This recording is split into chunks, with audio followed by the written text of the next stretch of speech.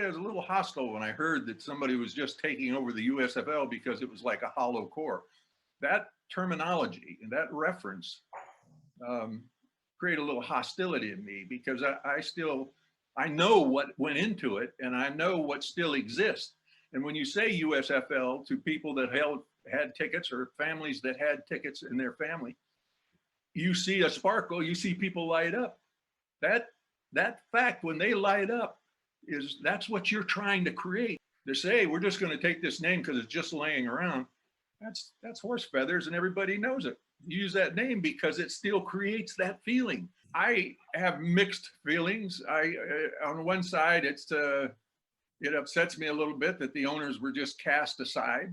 But I just go back to all the hard work that went into it. I became involved with the USFL when it was born, when it was first formulated, and went through the agonizing growth pains that develop when you start a new league and do that. To say that's just dead and gone is ridiculous. As long as people are alive that remember that or took part in that, it lives on. You realize I saw what the owners went through. I saw what our fans went through. I saw the unity it gave the boosters from the 3 different clubs I alluded to that made up our boosters. And I was so delighted to see all that work and formulate. And that took time, that took money, and it took endurance, and it took another thing. It took toleration of people that have been at each other's throats for years. Georgia fans and Florida fans have been going at each other for years. We had a chance to bring them all together. That was unique. I'm a little offended that somebody's taking that and saying, well, that doesn't exist anymore, and we're going to create this whole new thing, but we're going to use this title. Well, you're going to use that title because they know that'll evoke those emotions in those people that were in the families that all came together, and it will mean something.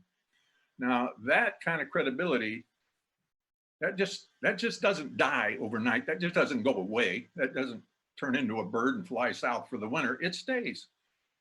If the USFL wasn't a very credible, strong source that had been laid down and the road had been put through the mountains and the pavement was put on it, do you want to put a new road beside it, or do you just want to drive up that road? And if you drive up that road, don't you owe something to the people that built that road? To say that nobody was showing possession of the USFL is ludicrous, in my opinion. It was the memories. It's owned by the memories, the facts of the people that were there. That just doesn't go away because you say, okay, well, the USFL doesn't exist anymore. Well, perhaps it doesn't in the realm of being on TV and being current. But that kind of togetherness doesn't die just because the format goes away. It boils down to this. If it doesn't have any value, why did Fox want it?